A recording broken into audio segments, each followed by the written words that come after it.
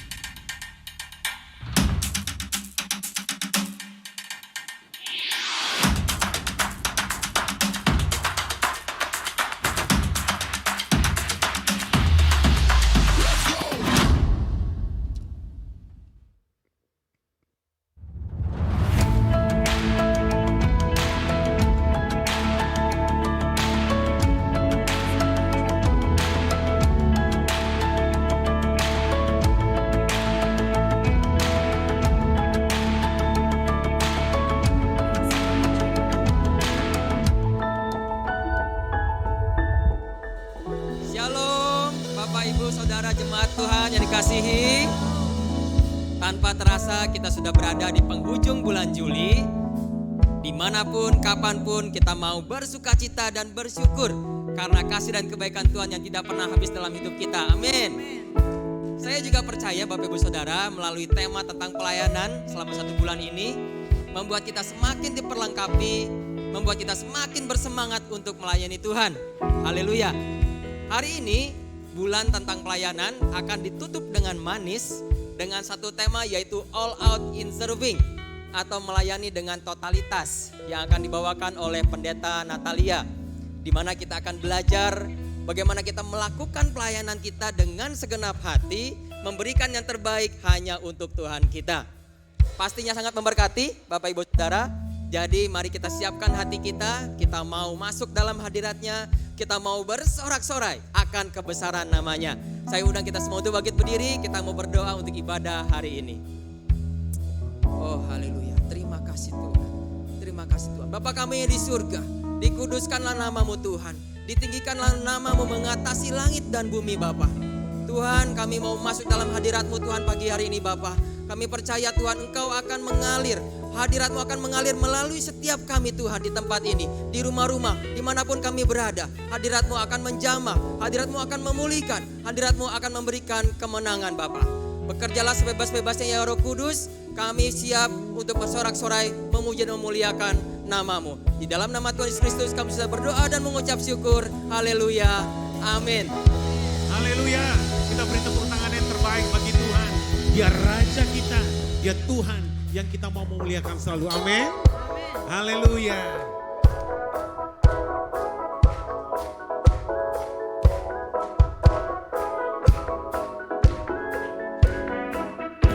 Mari semua bertepuk tangan.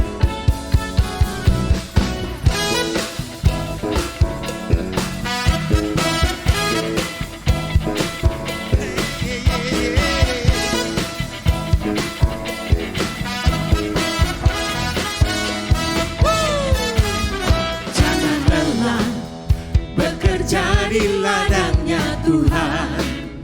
Roh Kudus yang beri kekuatan, yang mengajar dan menopang. Ya, ya, ya. Tiada lelah bekerja bersamamu Tuhan, yang selalu mencukupkan akan segalanya. Yeay. Ratakan tanah bergelombang, timbunlah tanah yang Ayo pakai gerakannya bagaimana menimbun tanah ya. menjadi siap dibangun di atas dasar iman. Ratakan tanah bergelombang, timbunlah tanah yang berubah, menjadi siap dibangun di atas dasar iman. Haleluya. Hello, Katakan ke kiri kananmu. jangan pernah lelah, jangan lelah bekerja di ladangnya Tuhan.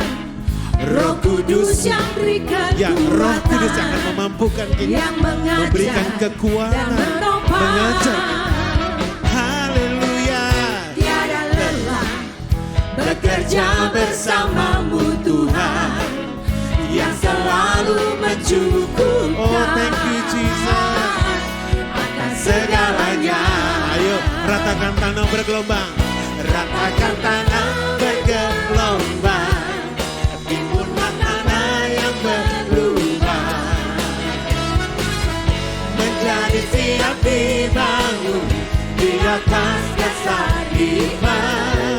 Ratakan tanah bergelombang, timbunlah tanah yang berubah, menjadi siap dibangun di atas dasar iman.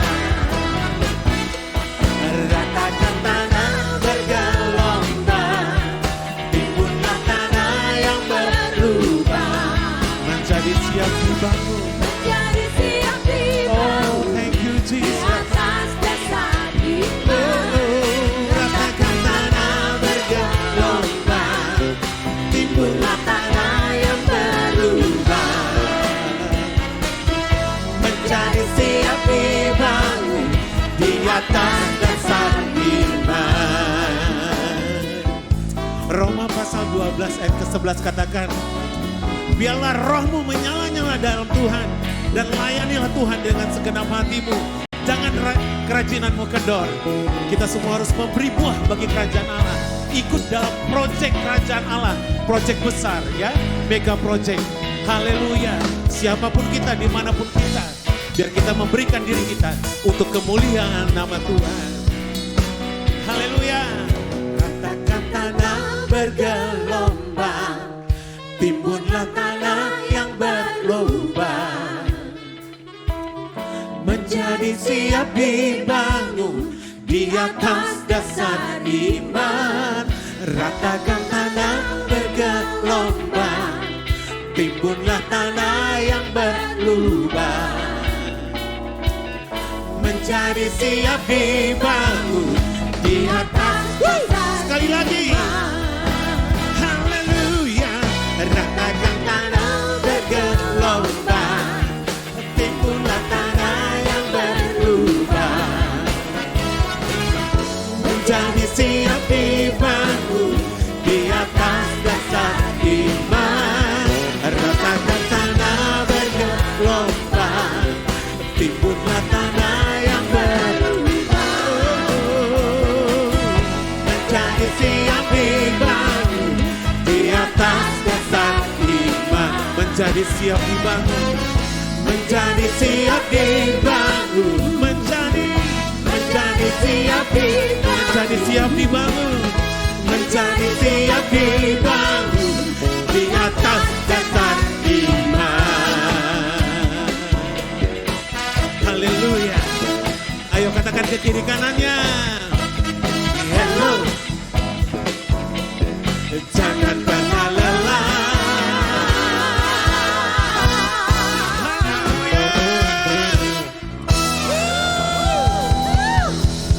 Haleluya. Biarlah roh kita selalu menyala-nyala. Amin. Mari kita angkat tangan kita. Kita berikan dia kemuliaannya. Roh kita terus menyala-nyala bersama dengan dia, Roh Kudus.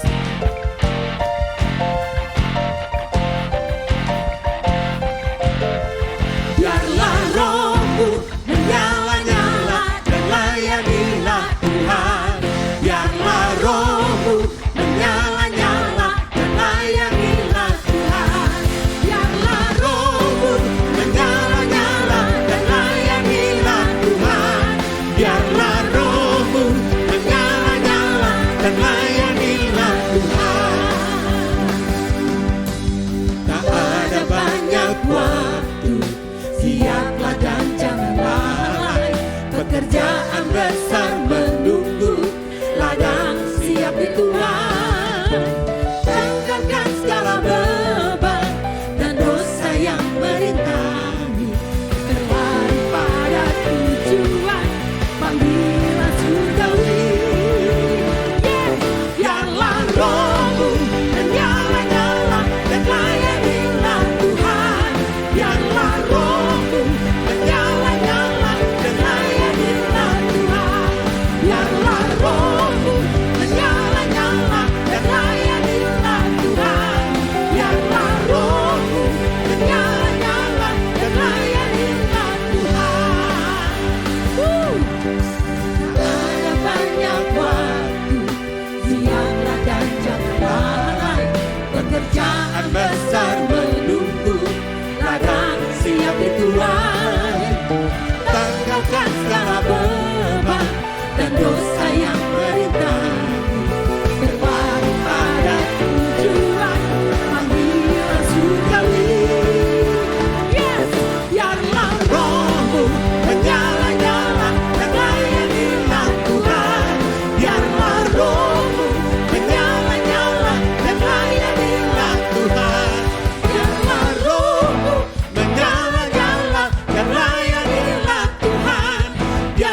Biarlah rohmu menyala-nyala dan layanilah Tuhan. Biarlah rohmu menyala-nyala dan layanilah Tuhan. Biarlah rohmu menyala-nyala dan layanilah Tuhan. Biarlah rohmu menyala-nyala dan layanilah Tuhan. Biarlah rohmu menyala-nyala dan layanilah Tuhan. Biarlah rohmu menyala-nyala dan layanilah Tuhan.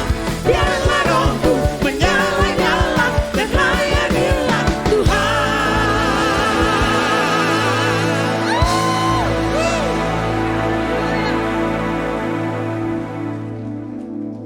Bapak Ibu boleh silakan duduk kembali. Biarlah rohmu menyala-nyala. Layanilah Tuhan dengan segenap hati. Kami mau melakukan itu Tuhan. Kami mau melayani Engkau dengan sungguh-sungguh.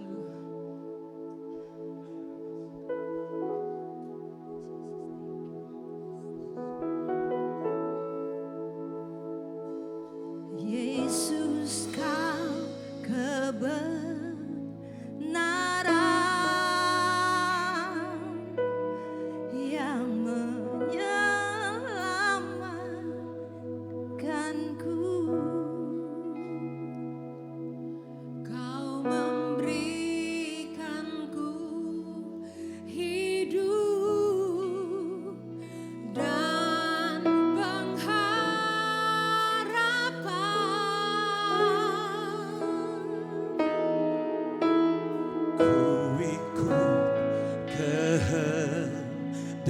anugerahmu.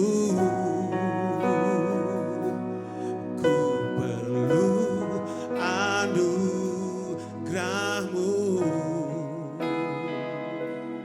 Ku nyatakan janjiku kepadamu.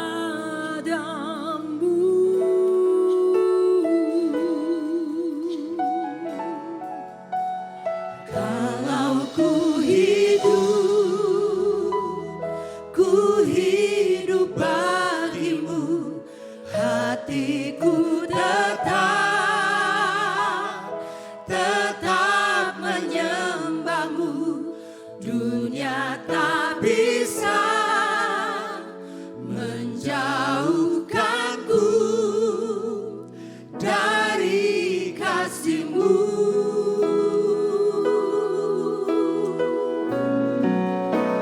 Selama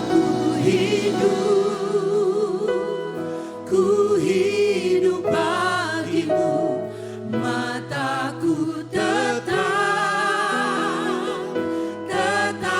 memandangmu. Dunia tak bisa menjauhkanku dari kasih-Mu. Mari sama-sama Bapak Ibu kita mau nyanyikan lagu ini dengan segenap hati kita. Yesus kau kebenaran yang menyelamatkanku. Kau memberikanku hidup dan pengharapan.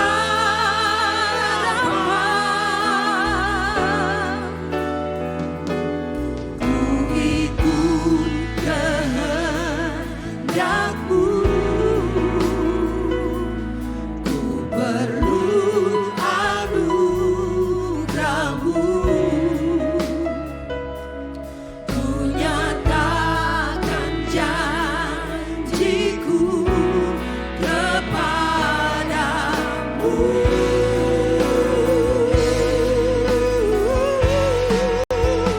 Kalau ku hidup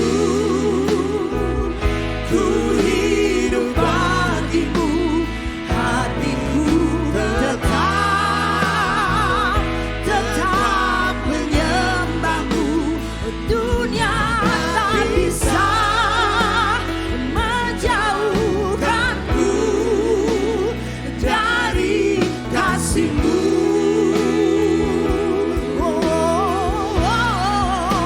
Selama ku hidup bagimu, mataku tetap menyembahmu.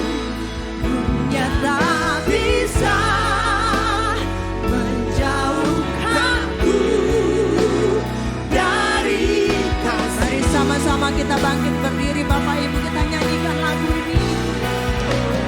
Kalau ku hidup bagimu, hatiku tetap menyembahmu. Dunia tak bisa menjauhkanku dari kasih-Mu.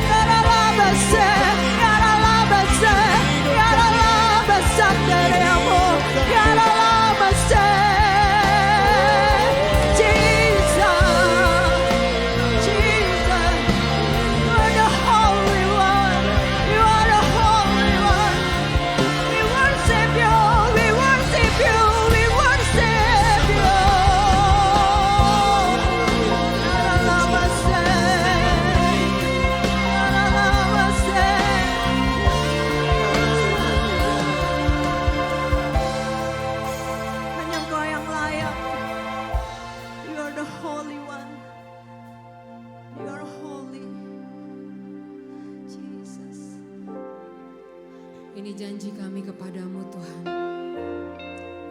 Selama kami hidup, kami akan memuji nama-Mu. Kami akan mengagungkan Engkau Tuhan.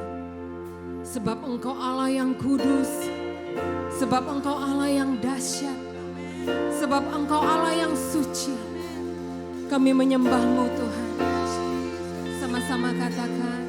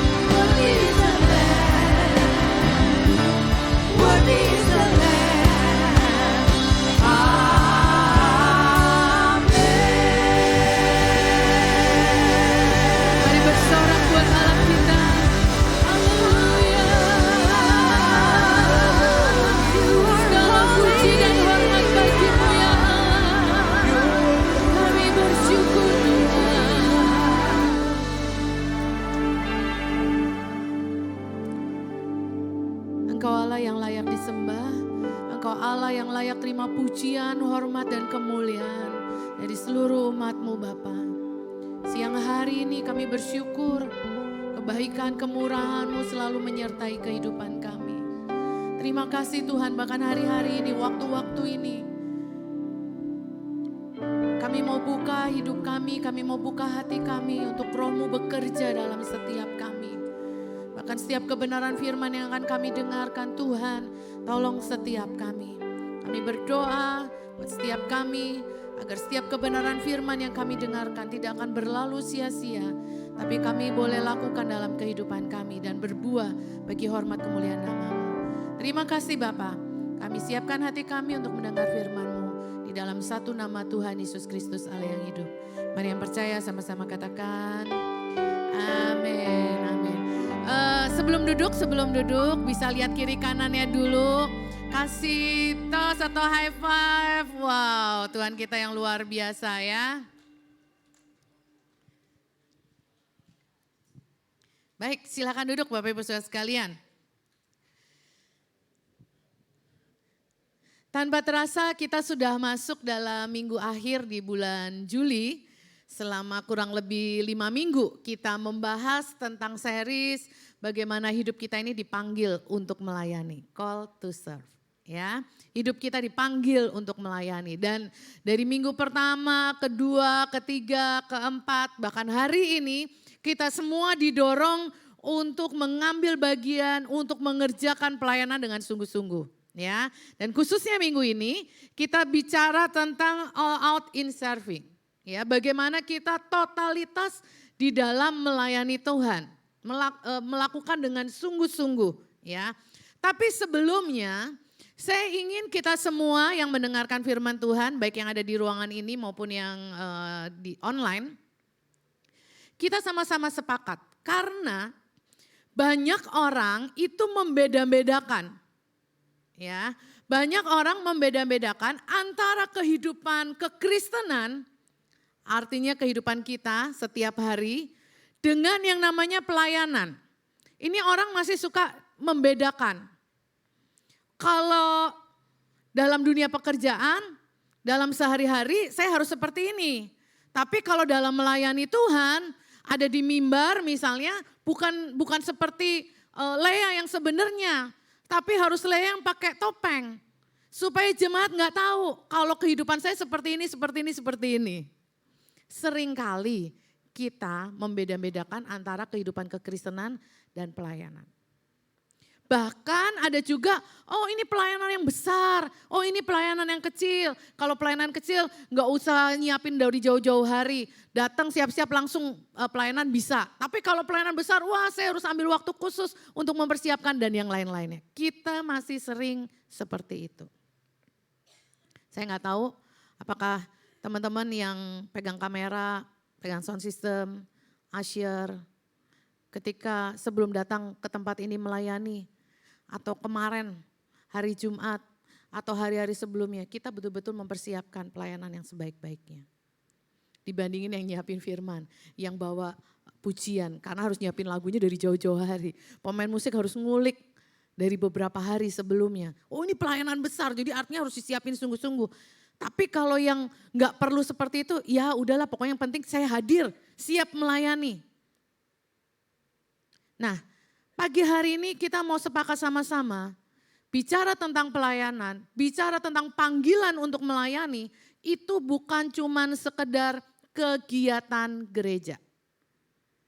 Saya mau ajak sama-sama Bapak Ibu Saudara sekalian pagi hari ini, melayani dengan kehidupan kekristenan kita, dengan kehidupan keseharian kita sebagai pengikut Kristus, itu tidak bisa dipisahkan. Itu merupakan satu bagian. Minggu lalu saya khotbah di Real United, bicara tentang bagaimana pelayanan kita berdampak. Pelayanan yang berdampak itu bukan karena suara kita hebat di depan sini.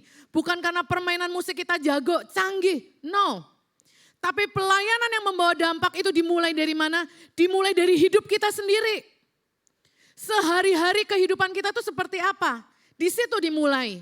Sehingga apa yang dikerjakan di luar sana, dengan apa yang dikerjakan di sini, yang tadi dibilang kegiatan gereja tersebut, itu berjalan bersamaan. Dan hasilnya sama seharusnya. Kalau hidup kita di luar sana bisa menjadi berkat, artinya pelayanan kita di sini pun bisa menjadi dampak buat orang-orang yang kita layani. Itu sebabnya saya tegaskan pagi hari ini, antara kehidupan kekristenan dengan yang namanya pelayanan tidak bisa dipisahkan.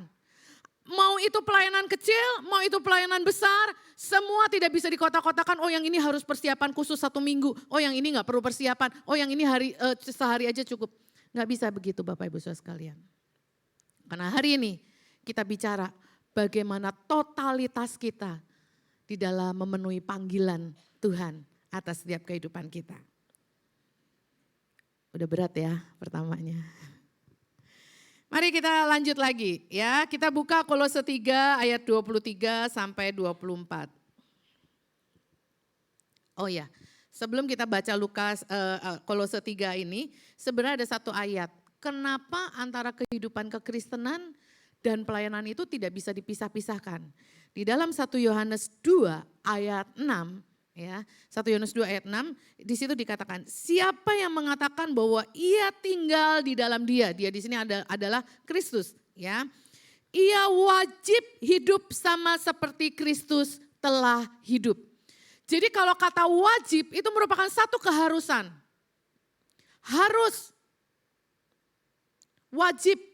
Jadi mau gak mau kalau kita bilang kita sebagai orang percaya, kita harus hidup sesuai seperti Kristus telah hidup. Itu sebabnya kehidupan kekristenan kita, hari-hari kita sebagai kepala rumah tangga, sebagai ibu rumah tangga, sebagai karyawan, sebagai mahasiswa atau siswa, sebagai pekerja atau pelaku bisnis. Hidup kita harus berpadanan seperti Kristus hidup. Jadi nggak bisa dipisah-pisahin. Nah, ayat yang jadi bahasan kita pada siang hari ini Kolose 3 ayat 23 sampai 24. Kolose 3 ayat 23 ini semua hampir hafal ya. Semua tahu, sering dikotbahkan. Pagi hari ini kita juga mau baca lagi sama-sama, kita mau belajar sama-sama. Di sini dikatakan Kolose 3 ayat 23 sampai 24, apapun juga yang kamu perbuatlah dengan segenap hatimu seperti untuk Tuhan dan bukan untuk manusia. Ayat 24 dikatakan kamu tahu bahwa dari Tuhanlah kamu akan menerima warisan yang menjadi upahmu. Kristus adalah Tuhan dan kamu hambanya. Dalam terjemahan bahasa Indonesia masa kini, ya ini banyak terjemahan, bahasa Indonesia masa kini ini lebih mudah lagi, dikatakan gini, pekerjaan apa saja, ya, tolong digarisbawahi, pekerjaan apa saja. Jadi artinya segala sesuatu yang Tuhan percayakan dalam kehidupan kita. Ya, apa saja dikatakan yang diberikan kepadamu, hendaklah kalian mengerjakannya dengan sepenuh hati. Jadi semua hal yang Tuhan percayakan ada dalam kehidupan kita, Tuhan mau kerjakan itu dengan sepenuh hati. Sebagai ibu rumah tangga, kerjakan dengan sepenuh hati. Sebagai karyawan, kerjakan dengan sepenuh hati. Sebagai mahasiswa, mari kita belajar dengan sepenuh hati. Siswa, kerjakan dengan sepenuh hati. Ya, seolah-olah Tuhanlah yang kalian layani dan bukan hanya manusia. Pencapaian-pencapaian yang kita ingin capai bukan cuma sekedar untuk manusia, tetapi apa yang Tuhan percayakan untuk kita kerjakan dengan sungguh hati, itu untuk Tuhan. Saya ingin kita semua nangkap sampai di sini dulu. Bahwa segala sesuatu dalam kehidupan kita, apa saja, apapun profesi Bapak Ibu saudara sekalian, termasuk sekalipun Bapak Ibu mungkin belum ada pekerjaan, tapi ada sesuatu yang Tuhan percayakan dalam hidupmu. Ada potensi, ada talenta, ada karunia yang Tuhan percayakan dalam hidupmu. Kerjakan itu dengan sepenuh hati. Sama seperti yang kita layani untuk Tuhan. Nah, masalahnya sulit dalam kehidupan kita untuk kita bisa berdampak, untuk kita bisa sepenuh hati sungguh-sungguh mengerjakannya. Karena itu tadi kita masih seringkali mengkotak-kotakan. Untuk Tuhan, untuk manusia. Padahal pembacaan kita pagi hari ini. Apapun, semuanya yang kita kerjakan, yang dipercayakan, kerjakan itu dengan sepenuh hati. Nah, di dalam Alkitab, saya kemarin coba cari tokoh-tokoh Alkitab siapa saja yang melayani Tuhan dengan sepenuh hati. Dan itu banyak sekali. Namanya juga Alkitab ya Bapak Ibu Saudara sekalian. Banyak sekali tokoh-tokoh yang melayani Tuhan, yang mengerjakan panggilan dalam kehidupannya itu dengan sepenuh hati. Kita bisa lihat Daniel ya, di tengah-tengah pembuangan pada waktu itu. Tapi Daniel berketetapan hati untuk tidak menajiskan dirinya. Dia dengan sepenuh hati. Bahkan ketika ancamannya adalah gua singa, dia pun tidak takut. Melakukan semuanya seperti untuk Tuhan. Walaupun yang dilayani pada waktu itu bukan bangsanya. Kita bisa lihat kehidupan Paulus. Pada waktu setelah dia mengalami pertemuan dengan Tuhan. Mengalami perjumpaan dengan Tuhan, hidupnya diubahkan. Dari Saulus menjadi Paulus. Bagaimana semua kalau dulu dia mengerjakan totalitas untuk membasmi orang-orang percaya. Tapi setelah mengalami pertemuan dengan Tuhan, Paulus menyerahkan hidupnya, mengerjakan sepenuhnya segala sesuatunya untuk kemuliaan nama Tuhan. Hari ini, dan masih banyak lagi ya contoh-contoh dalam Alkitab. Tapi hari ini saya ingin mengajak kepada kita untuk melihat kehidupan Daud. Daud ini juga orang yang totalitas dalam mengerjakan segala sesuatu. Saya mencatat ada 3 hal yang Daud kerjakan dengan totalitas dalam kehidupannya. Yang pertama, ketika dia menjadi seorang gembala. Ketika dia pekerjaannya sebagai seorang gembala. Nanti Bapak Ibu kalau pengen tahu sejarahnya tentang Daud, cerita tentang Daud, buka aja 1 Samuel, 2 Samuel, di situ banyak diceritakan tentang kehidupan Daud. Daud ketika menjadi seorang gembala, Daud ini belum jadi apa-apa. Dan yang digembalakan dombanya ini bukan domba miliknya sendiri. Tetapi domba milik ayahnya. Dan Alkitab mengatakan hanya 2-3 ekor. Dari mana kita bisa melihat bahwa kehidupan Daud mengerjakan sebagai seorang gembala itu dengan sepenuh hati, dengan sungguh-sungguh. Yaitu ketika dia dipercayakan 2-3 ekor, dia jaga sungguh-sungguh domba tersebut. Alkitab menceritakan ketika ada binatang buas, entah itu beruang atau singa, yang mencoba untuk menerkam domba tersebut, dengan gagah berani, Daud menghadapi hal itu. Kalau itu bukan milik kita, biasanya mau dicuri, mau itu ya udahlah.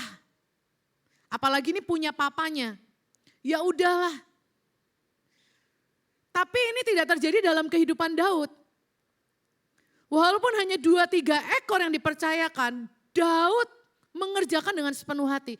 Bahkan ketika ayahnya menyuruh dia untuk menyusul kakak-kakaknya, mengantarkan rasum dari ayahnya kepada kakak-kakaknya di medan pertempuran, yang dilakukan Daud bukan cuma sekedar meninggalkan dombanya, tapi Alkitab juga menuliskan bagaimana dia menitipkan domba tersebut kepada orang lain untuk dijaga. Anggap ya Bapak Ibu sekalian, pekerjaan yang sepele yang mungkin gak dianggap sama orang. Tapi Daud mengerjakan dengan sepenuh hati, dengan totalitas. Yang kedua, Daud ketika menjadi pesuruh atau menjadi pelayannya Saul. Alkitab juga menceritakan bagaimana Alkitab menulis Daud mengerjakan perkara-perkara yang lebih dibandingkan dengan pekerja-pekerja Saul yang lainnya. Posisinya pada waktu itu, Daud sudah diurapi jadi raja. Bukan hal yang mudah Bapak Ibu Saudara sekalian ketika tahu bahwa dirinya adalah calon seorang raja. Tapi dia menjadi pesuruh, jadi pelayan dari raja yang sebenarnya sudah tidak diakui oleh Tuhan pada waktu itu. Enggak mudah. Tapi Daud melakukannya dengan sepenuh hati. Bahkan ketika tahu Saul ngejar-ngejar dia mau bunuh dia. Karena kecemburuan Saul melihat orang menyanyikan Saul mengalahkan beribu-ribu dan Daud mengalahkan berlaksa-laksa. Saul jadi kesel, jadi marah. Belum ada hal-hal yang lain yang membuat Saul jadi semakin jengkel dengan Daud. Dan Daud harus tetap melayani Saul. Dia melayani bukan karena dia mau membunuh aku jadi dia sembarangan seenaknya mengerjakannya. Enggak, Alkitab tidak menuliskan tentang hal itu. Tapi dia mengerjakan semuanya dengan sepenuh hati. Bahkan ketika Daud punya kesempatan untuk membunuh Saul. Daud pun tidak melakukannya. Karena apa? Karena Daud menghormati Saul. Daud tahu bahwa Saul adalah orang yang diurapi. Dia gak berani ngapa-ngapain Saul. Kalau bukan Tuhan sendiri yang melakukan sesuatu terhadap Saul. Gitu. Melakukan dengan sungguh-sungguh. Sepenuhnya. Totalitas. Dan yang ketiga, kita bisa melihat kehidupan Daud. Dari yang mulai gak ada apa-apanya, sampai diurapi jadi raja, tapi belum jadi raja, jadi pesuruhnya Saul. Sampai pada waktu Daud menjadi raja. Pada waktu Daud menjadi raja, ketika Saul meninggal, Daud menjadi raja. Daud mengerjakan apa yang menjadi tugas dan tanggung jawabnya dengan sepenuh hati, dengan totalitas. Di dalam kitab Samuel diceritakan bagaimana kerajaan ketika Daud memimpin itu cepat berkembang. Ya, diceritakan di situ bahwa mana catatan saya? Di Timur Tengah kuno, satu daerah yang luas sekali yang Daud bisa taklukkan. Kerajaannya diperluas dengan cepat. Alkitab menceritakan dengan cepat. Ini terlepas kesalahan Daud pada waktu dengan Batseba dan yang lain-lainnya. Tetapi ketika Daud mengerjakan sepenuhnya, totalitas untuk Tuhan, Tuhan memberkati. Kemenangan demi kemenangan dialami oleh Daud sehingga kerajaannya menjadi semakin luas. Dari kisah kehidupan Daud ini tentunya kita semua juga pengen ngalamin hal-hal seperti itu. Betul? Lalu pertanyaannya pada siang hari ini, sikap seperti apa yang harus kita miliki? Supaya dalam hal kita memenuhi panggilan Tuhan, mengerjakan panggilan Tuhan dalam kehidupan kita, kita bisa mengerjakan dengan sepenuh hati. Seperti yang di dalam Kolose tadi katakan, mengerjakan seperti untuk Tuhan dan bukan untuk manusia. Ada 3 sikap yang harus kita miliki yang kita mau pelajari pada siang hari ini. Yaitu yang pertama, untuk kita bisa all out, untuk kita bisa totalitas dalam melayani Tuhan. Sekali lagi pengertian pelayanan ini bukan cuma sekedar kegiatan gereja ya Bapak Ibu Saudara sekalian. Bukan cuma sekedar yang terlihat di depan ini. Jadi WL, singer, pemain musik, jadi usher, jadi orang multimedia atau pelayanan yang lain, guru sekolah minggu dan yang lain. Bukan cuma sekedar itu. Tetapi pelayanan di sini adalah bagaimana keberadaan hidup kita dipanggil untuk melayani, baik itu di gereja, baik itu di marketplace, baik itu di keluarga kita. Marketplace ini maksudnya tempat di mana Tuhan tempatkan. Sebagai mahasiswa, ya engkau dipanggil untuk kampusmu. Sebagai seorang pelajar, engkau dipanggil untuk sekolahmu. Sebagai seorang karyawan, engkau dipanggil untuk jadi berkat buat kantormu. Sebagai pengusaha, engkau akan dipanggil untuk jadi berkat. Sebagai profesional-profesional yang lain, engkau dipanggil untuk menjadi berkat, untuk melayani tempat di mana Tuhan percayakan dalam kehidupan kita. Nah, sikap yang pertama yang harus kita miliki adalah bagaimana kita menempatkan Tuhan itu sebagai prioritas utama di dalam kehidupan kita. Menempatkan Tuhan sebagai prioritas utama dalam kehidupan kita. Sikap pertama yang harus kita miliki untuk kita bisa mengerjakan panggilan Tuhan, melayani Tuhan dengan sepenuh hati. Dengan totalitas yang ada dalam kehidupan kita. Markus 12 bilang, kasihlah Tuhan Allahmu dengan segenap hatimu, dengan segenap jiwamu, dengan segenap akal budimu, dengan segenap kekuatanmu. Artinya seluruh keberadaan hidup kita mengasihi Tuhan. Nah kalau kita bicara, kita sebagai orang percaya, kita pengikut Kristus dan setiap pengikut Kristus dipanggil untuk menjadi berkat, dipanggil untuk melayani Tuhan, tentunya kita mau kerjakan dengan sepenuh hati. Sikap yang pertama Sikap yang pertama adalah bagaimana kita memprioritaskan Tuhan sebagai yang utama dalam kehidupan kita. Karena Bapak Ibu Saudara sekalian, apa yang kita kerjakan itu selalu didorong oleh prioritas apa yang ada dalam diri kita. apa yang kita kejar, apa yang kita terus kerjakan, kita lakukan, itu didorong karena prioritas yang kita tetapkan dalam kehidupan kita. Contoh, kalau prioritas kita adalah karir, prioritas kita pekerjaan, maka hari-hari kita, waktu-waktu kita akan banyak dihabiskan di kantor. Akan banyak dihabiskan dalam pekerjaan yang kita tekuni, karir yang kita mau raih. Waktunya akan habis di situ. Kalau prioritas utama kita misalnya, kita mau hidup sehat, kita mau punya gaya hidup yang sehat, tentunya yang jadi prioritas utamanya bagaimana dia mengatur makanannya menjadi makanan yang sehat, bagaimana dia mengatur gaya hidupnya, tidurnya cukupkah, makanannya, olahraganya, dan yang lain-lainnya. Itu akan jadi prioritas utamanya dan dia akan kejar terus itu dan dia akan lakukan itu terus. Tapi hari ini kita bicara bagaimana kita sebagai orang percaya dipanggil untuk melayani. Panggilan pelayanan itu ada untuk setiap kita. Tentunya hal yang pertama yang harus kita miliki, bagaimana kita memprioritaskan Tuhan itu di tempat yang paling utama dalam kehidupan kita. Sampai Yosua di dalam kitab Yosua dituliskan bahwa aku dan seisi rumahku ya akan menyembah hanya kepada Tuhan. Ini yang jadi prioritas utama Yosua pada waktu itu. Pertanyaan yang sama ditanyakan kepada kita siang hari ini.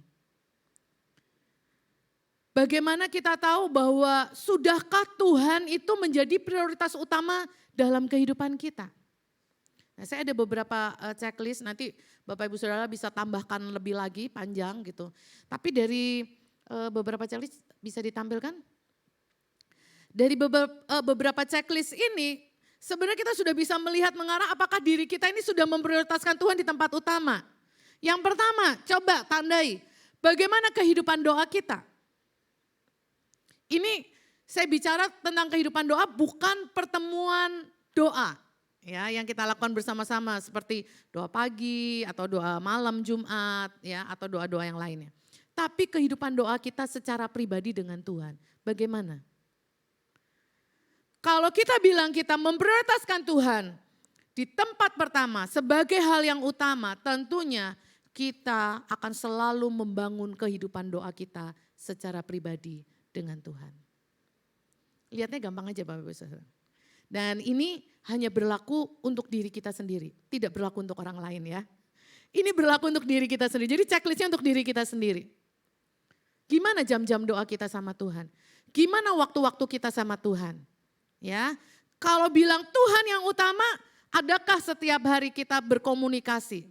Bapak Ibu yang sudah menikah, yang sudah punya pasangan, bahkan yang sedang menjalin hubungan, ya, pasti maunya kan setiap saat ada komunikasi, ada sesuatu yang pengen diketahui atau dikenal lebih lagi. Dan itu hanya bisa dibangun ketika kita membangun sebuah hubungan, sebuah komunikasi, betul? Nah kalau kita bilang bahwa pasangan kita adalah yang terutama dalam kehidupan kita, tapi kita nggak pernah berkomunikasi, apakah itu menjadi yang terutama dalam kehidupan kita? Tentunya bukan. Sama halnya dengan Tuhan. Kalau kita bilang bahwa Tuhan adalah prioritas utama kita, sudahkah kita membangun hari-hari kita, hidup kita setiap saat dengan Tuhan? Gimana jam-jam doa kita? Bagaimana dengan pengenalan kita akan firman Tuhan? Untuk kita bisa ngalamin Tuhan, punya pengalaman-pengalaman yang baru bersama dengan Tuhan, kita harus baca firman-Nya. Sehingga kita tahu Allah yang kita sembah itu Allah yang seperti apa. Dan kemudian kita merenungkan dan kita mulai menghidupi, mengalami pengalaman tersebut. Jadi kita tahu bahwa Allah kita adalah Allah yang mencukupi kita, bukan karena dari cerita Tuhan memberikan makan 5.000 orang, tapi kita ngalamin sendiri bagaimana pada waktu sulit Tuhan menyediakan hidangan bagi setiap kita. Tuhan memelihara setiap kehidupan kita. Nah, kalau bicara prioritas utama kita Tuhan, adakah kita punya pengenalan yang benar tentang firman Tuhan, tentang Tuhan kita? Karena ini harus dibangun setiap saat. Kalau kita bilang bahwa Tuhan tempat pertama atau prioritas pertama. Bagaimana dengan kehidupan ibadah kita?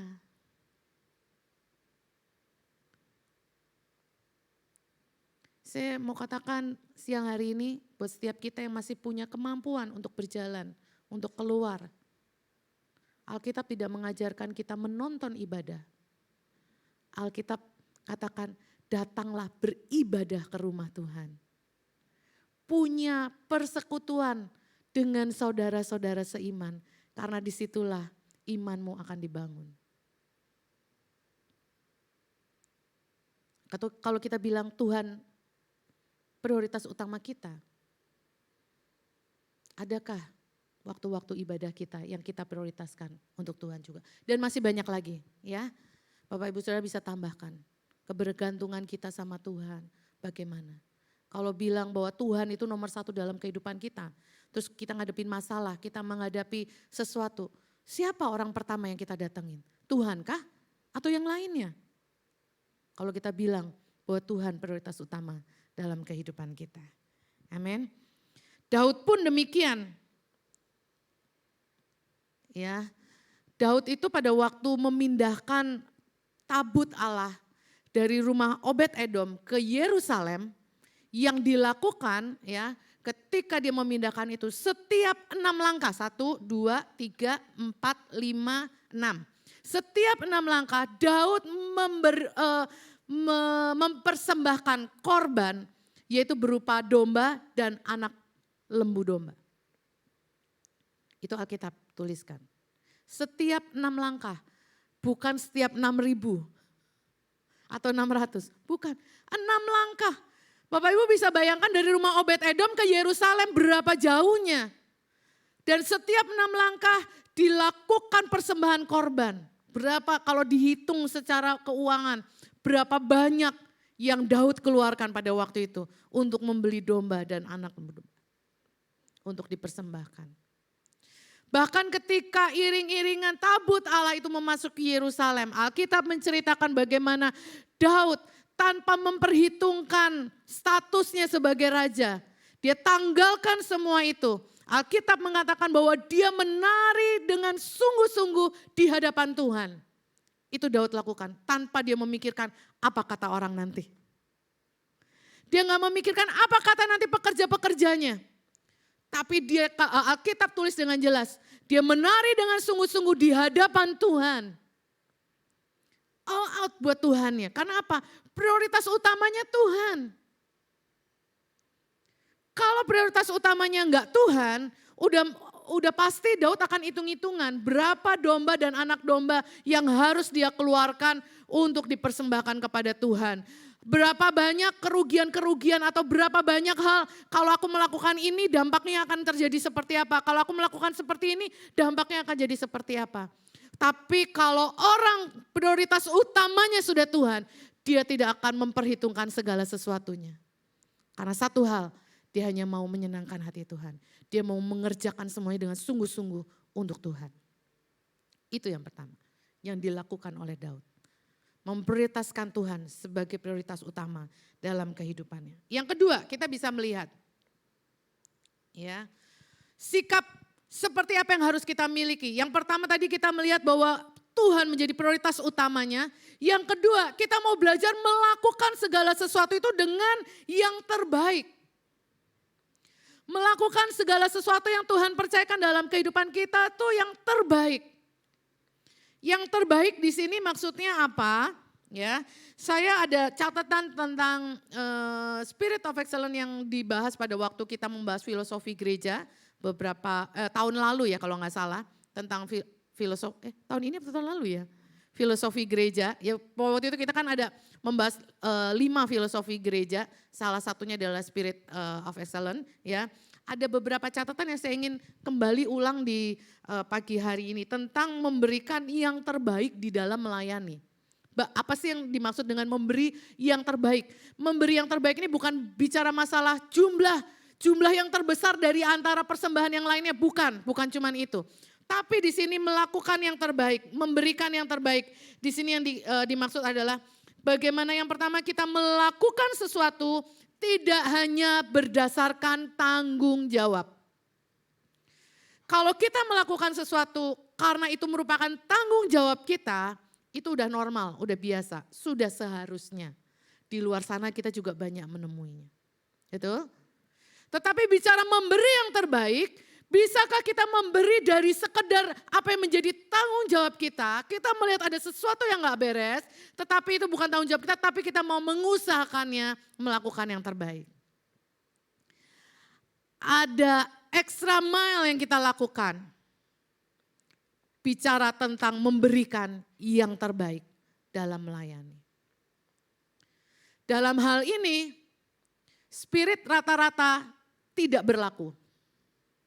Ya, itu kan orang-orang juga melakukannya seperti itu, ya sudah gitu. Atau ya udahlah, yang penting ada pemusiknya, yang penting ibadah berjalan, yang penting tugas-tugas selesai. Bapak Ibu Saudara sekalian, bicara memberi yang terbaik, itu bagaimana kita memberikan extra mile dengan apa yang menjadi tanggung jawab kita. Jadi bukan cuma mengerjakan sebatas tanggung jawab kita, tapi bagaimana kita memberi extra mile untuk sesuatu yang akan kita kerjakan. Nah Bapak Ibu Saudara silahkan tafsirkan sendiri, ya, extra mile apa yang harus Bapak Ibu Saudara kerjakan. Tergantung panggilan Tuhan dalam kehidupan kita. Karena Tuhan ini ngasih potensi, karunia, talenta, ya, terus kepercayaan yang lain itu banyak sekali dalam kehidupan kita. Dengan profesi Bapak Ibu Saudara sekalian, Tuhan percayakan itu. Bisakah kita melakukan extra mile di pekerjaan kita? Bisakah ibu-ibu rumah tangga memberikan extra mile dalam kehidupan sebagai ibu rumah tangga? Gak gampang Bapak Ibu Saudara sekalian, itu sebabnya kita perlu hikmat Tuhan, tanya Tuhan apa yang harus dikerjakan. Karena kalau bicara ngantar anak ke sekolah, semua ibu-ibu pasti akan melakukan ngantar anak ke sekolah. Tapi bagaimana kita memberikan extra mile pada waktu mengantar anak sekolah, nah itu yang tahu adalah ibu-ibu sekalian. Apa Tuhan yang aku bisa kerjakan di tengah nunggu anak pulang sekolah? Apa Tuhan yang aku bisa lakukan di tengah misalnya pekerjaan yang Tuhan percayakan? Apa Tuhan yang bisa aku kerjakan lebih lagi di tempat pelayanan yang Tuhan percayakan? Ada banyak hal. Lakukan yang terbaik. Ya, memberikan yang terbaik. Nah, bicara memberikan yang terbaik, yang kedua, melakukan dengan melampaui standar dunia. Itu tadi, enggak rata-rata, tapi bagaimana kita memberikan lebih di apa yang kita kerjakan. Dan yang ketiga, melakukan sesuatu melampaui apa yang dianggap menarik dan menyukakan hati. Kita ini akan senang kalau mengerjakan sesuatu yang kita sukai. Gitu. Tapi coba kalau pekerjaan itu sesuatu yang tidak kita sukai, itu akan menjadi satu hal yang perlu ekstra kita kerjakan. Bicara memberi yang terbaik, kita tentunya nggak akan mengerjakan hal-hal apa saja yang kita sukai. Tapi kita mau mengerjakan bagian lain ketika Tuhan membukakan itu dalam kehidupan kita. Itu bicara memberi yang terbaik. Nah, di sini baru yang namanya ada pengorbanan. Bagaimana kita rela berkorban ketika kita mengerjakan sesuatu di mana orang lain sudah pulang tapi kita harus extra mile mengerjakannya. Di mana orang lain menganggap bahwa ini rata-rata segini aja cukup. Tapi karena kita tahu kebenaran, kita mau coba melakukannya extra mile, melangkah satu langkah di depan. Itu bukan hal yang mudah, bukan hal yang enak. Di sini diperlukan pengorbanan. Pengorbanan itu bicara bagaimana kita mau berkorban waktu kita ketika orang lain udah pulang duluan. Bicara materi mungkin, keuangan yang harus kita keluarkan untuk karena melakukan sesuatu yang lebih lagi. Bicara tentang tenaga yang harusnya mungkin kita sudah beristirahat di rumah tapi kita masih mau memberikan yang terbaik, melakukan sesuatu yang lainnya. Ada pengorbanan, ya. Dan untuk kita bisa melakukan semua yang Tuhan percayakan dalam kehidupan kita, kita harus punya sikap hati yang ini.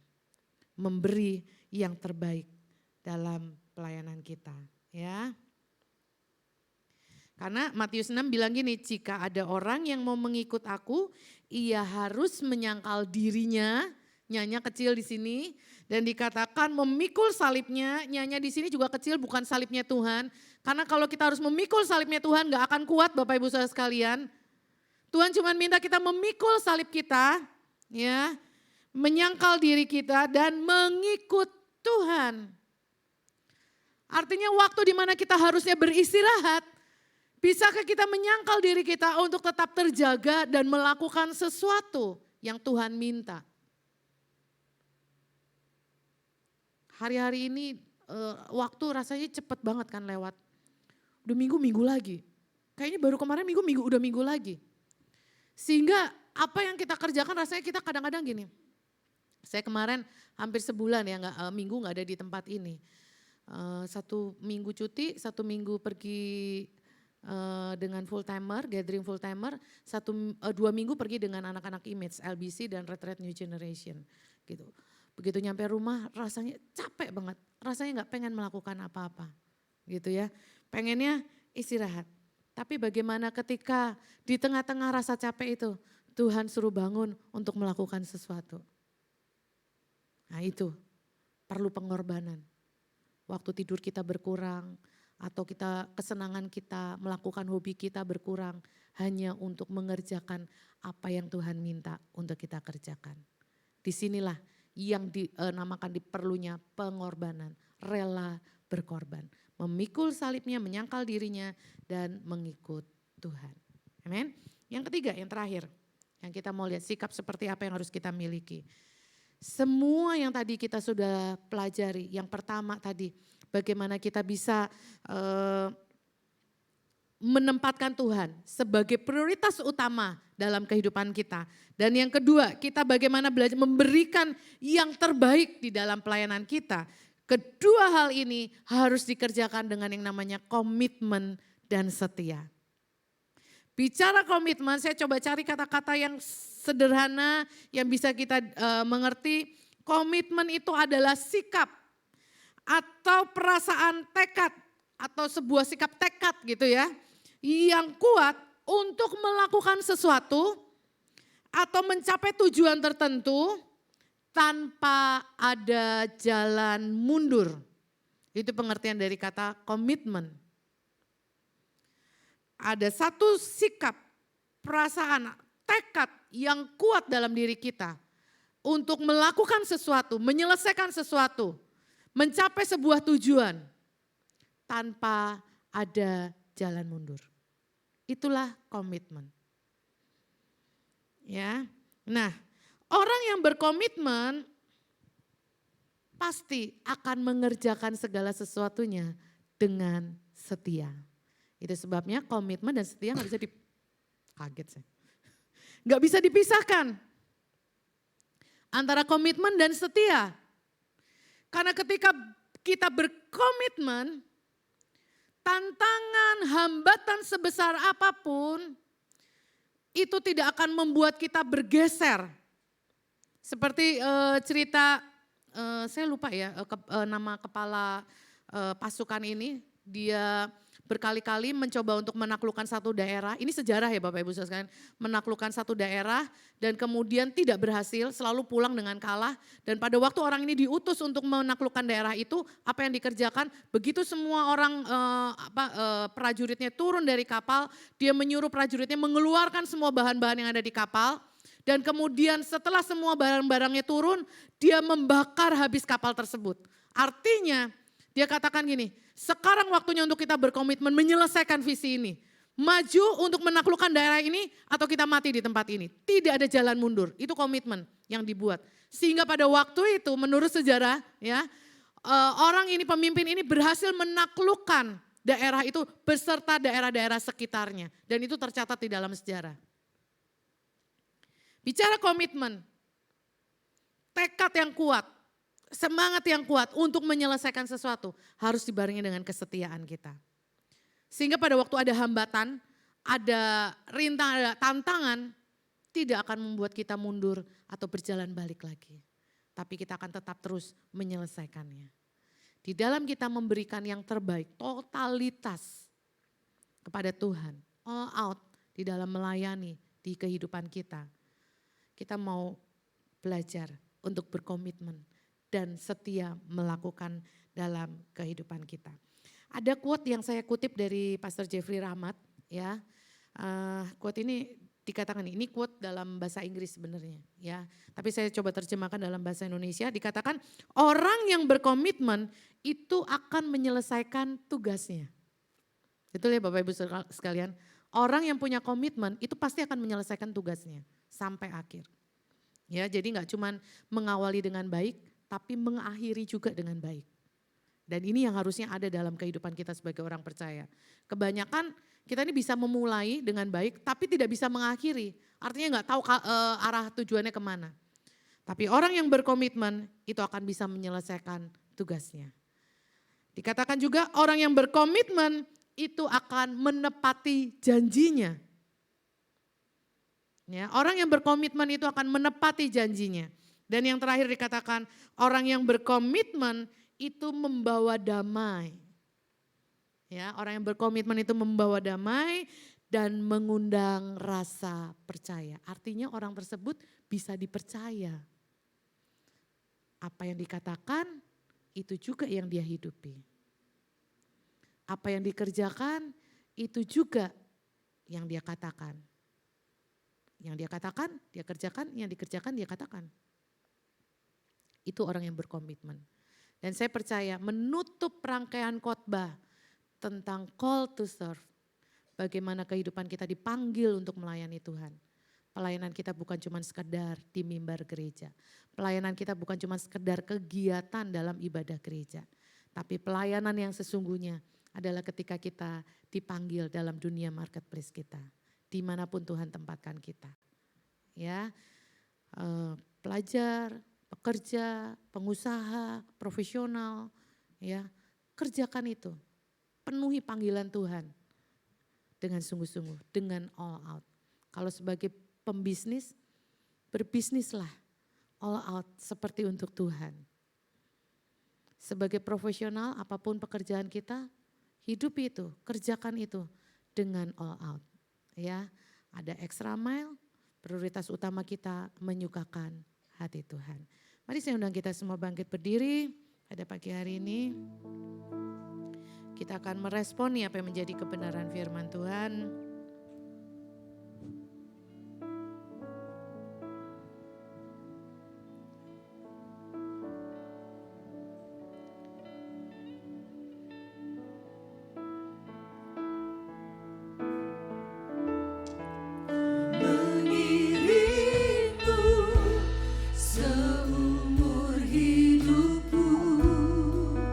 Masuk dalam rencana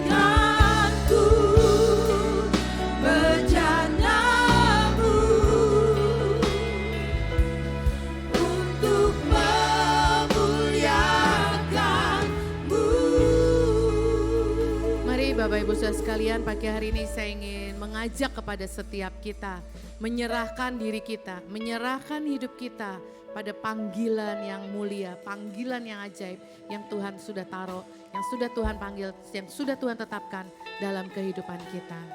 Bicara menyerahkan hidup, menyerahkan diri kita di hadapan Tuhan, itu bicara bagaimana kita memprioritaskan Tuhan sebagai prioritas utama dalam kehidupan kita. Bagaimana kita mengikuti kehendak-Nya, bagaimana kita membiarkan Tuhan yang memimpin, mengambil alih kehidupan kita. Sehingga keberadaan kita dimanapun Tuhan percayakan, Tuhan tempatkan, hidup kita akan berdampak, hidup kita akan menjadi berkat. Bicara menyerahkan hidup kepada Tuhan, memberikan diri dalam panggilan melayani Tuhan, adalah bicara bagaimana kita memberikan yang terbaik. Segala hal, segala sesuatu yang kita kerjakan, kita berikan untuk Tuhan kita. Apapun yang dikerjakan, apapun yang Tuhan percayakan dalam tanganmu, dalam hidupmu, kerjakan itu dengan sungguh-sungguh seperti untuk Tuhan. Dan mari kita lakukan semuanya itu dengan komitmen dan setia kepada Allah yang sudah memanggil hidup kita, kepada Allah yang sudah memberikan contoh, kepada Allah yang sudah memberikan teladan untuk setiap kehidupan kita. Mari angkat kedua tangan kita sama-sama di hadapan Tuhan. Katakan, mengiringmu seumur hidupku.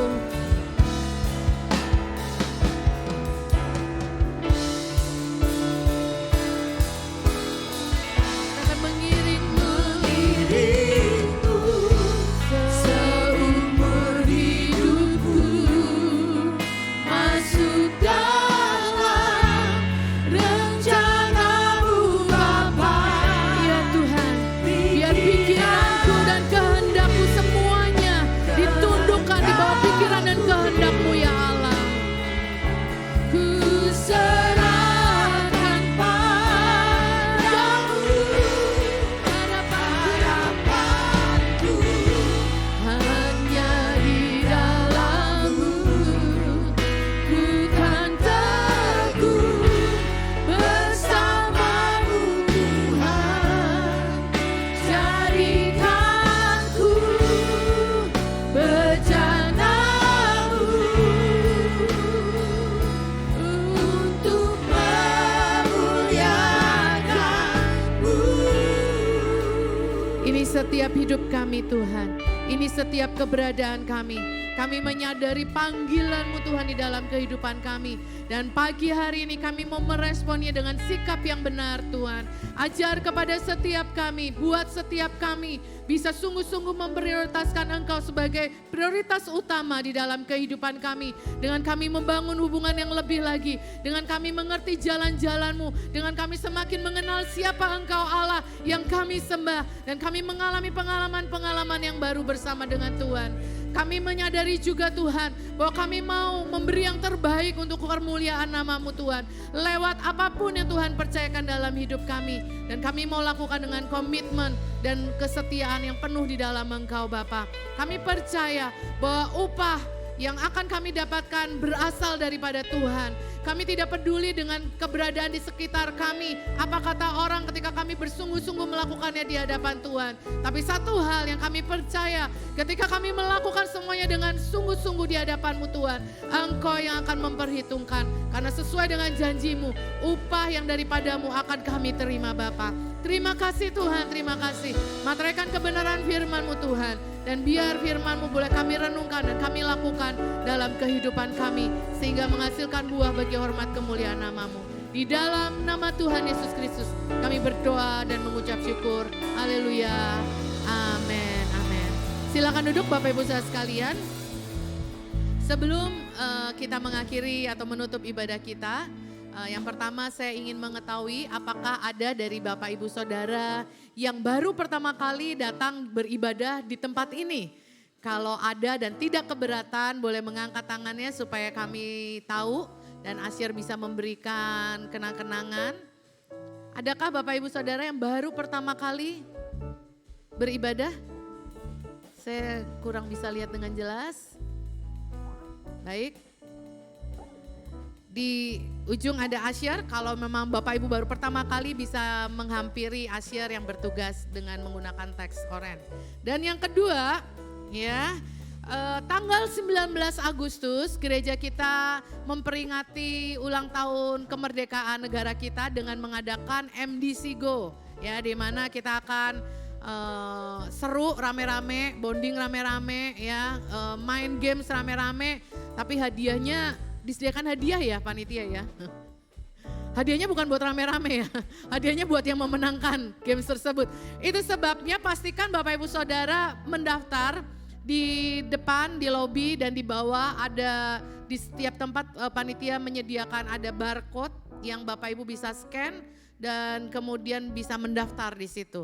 Ya, pastikan Bapak Ibu Saudara mendaftar di link tersebut. Karena itu untuk tiket masuk ke venue-nya ya.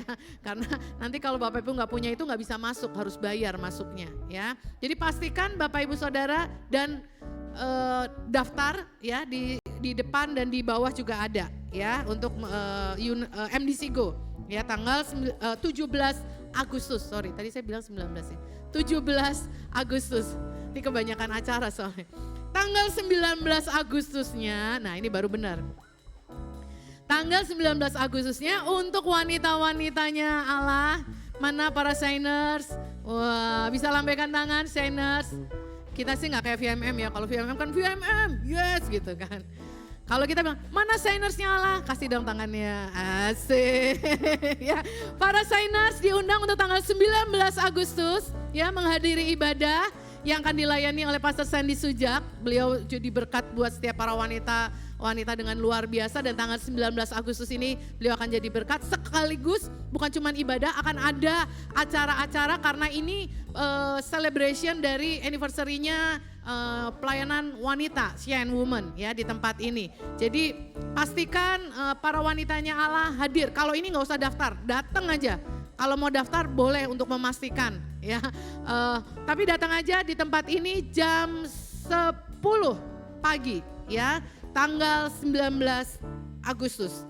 Dan yang terakhir dari pengumuman ini adalah di bawah ada di lobi sekolah kita. Jadi kalau Bapak Ibu turun dari pintu belakang sini, turun lobi 1, keluar sebelah kiri ada lobi sekolah. Di situ ada donor darah. Jadi Bapak Ibu Saudara yang mau mendonor darah silakan bisa mendaftar di bawah. Dan di lantai 1 pun juga ada rekrutmen di mana Bapak Ibu bisa mendaftarkan diri untuk tergabung dalam melayani di tempat ini. Sebelum kita benar-benar tutup di dalam doa, saya ingin mengundang setiap Bapak Ibu Saudara-saudari yang berulang tahun di bulan Juli. Silakan maju ke depan, kita akan berdoa bersama-sama. Adakah? Silakan. Ada Yohan yang saya tahu berulang tahun di bulan Juli. Ada siapa lagi? Saudara Eko ya, Eko berulang tahun juga. Ada lagi Bapak Ibu Saudara yang berulang tahun di bulan Juli, silakan maju ke depan.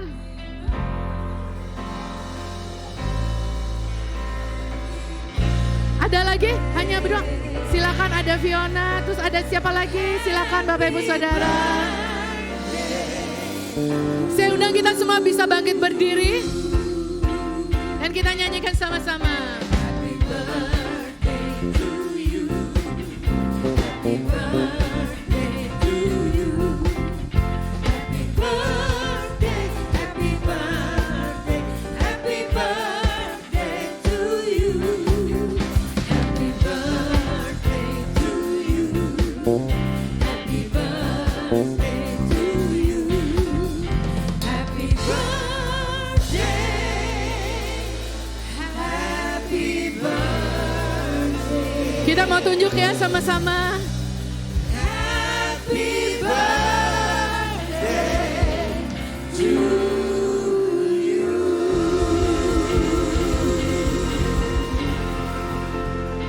Selesai ibadah ini yang mau traktir, yang mau kasih hadiah buat teman-teman kita boleh loh ya. Mari kita arahkan hati dan tangan kita ke depan. Kita mau berdoa memberkati saudara-saudara kita yang berulang tahun.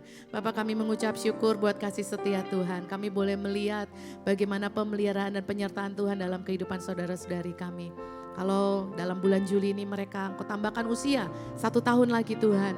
Kami percaya Tuhan di hari-hari ke depan Engkau Allah yang akan menyertai dan melindungi setiap kehidupan mereka. Apa yang menjadi mimpi, apa yang menjadi doa mereka hari-hari ini, Tuhan Engkau Allah yang akan menyatakannya Bapa. Kami berdoa untuk hari-hari ke depan, perjalanan mereka, hidup mereka, perjalanan rohani, hidup mereka bersama dengan Tuhan akan menjadi semakin indah. Kami berdoa kesehatan, kemampuan daripada Tuhan juga Tuhan turunkan dalam kehidupan mereka.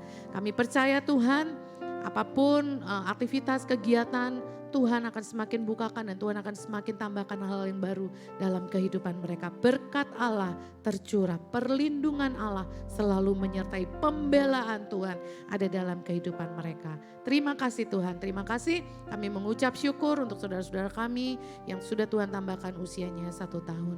Kami percaya juga Tuhan untuk setiap kami hari ini, kami juga menaikkan ucapan syukur kami kalau kami hari ini masih diberikan kesempatan untuk datang beribadah di tempat ini. Kami masih boleh bebas memuji dan menyembah Tuhan. Kami masih boleh bebas mendengarkan kebenaran firman-Mu.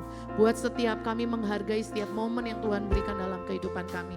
Kami menaikkan ucapan syukur kami. Kami berdoa Tuhan, jadikan kami jadi orang-orang percaya yang semakin hari semakin bertumbuh dalam kebenaran akan Engkau Tuhan. Setiap firman yang kami dengar, kami tidak akan lewatkan begitu saja, tapi kami mau renungkan dan kami lakukan dalam kehidupan kami.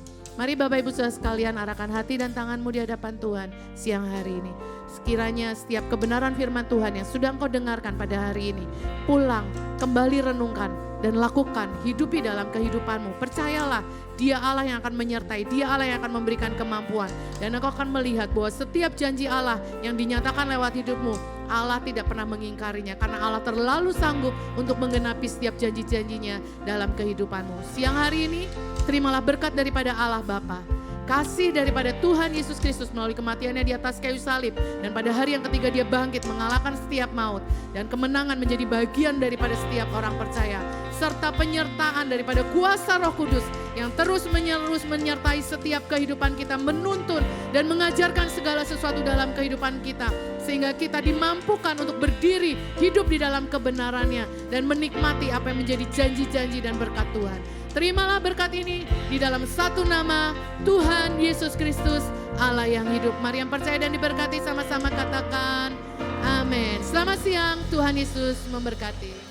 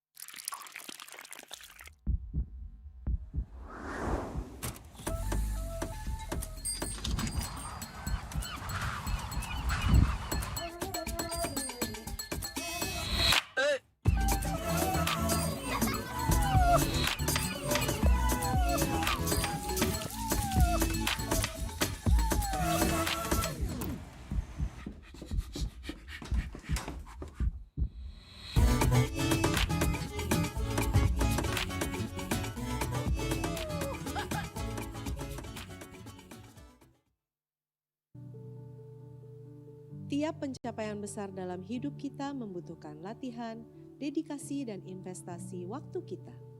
Sama halnya dengan pernikahan Anda. Dibutuhkan lebih dari sekedar perasaan cinta untuk membangun hubungan yang bertahan seumur hidup. Persiapan rohani dan mental serta konsep pernikahan yang tepatlah yang akan menjadikan sebuah pernikahan tetap kokoh sampai kapanpun.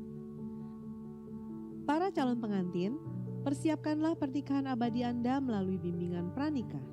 Daftarkan diri Anda dengan menghubungi Koordinator Pelayanan Keluarga, Bapak Ebenezer di 0878 8727 4384, minimum 6 bulan sebelum hari pernikahan. Semoga janji suci pernikahan Anda terjaga selamanya.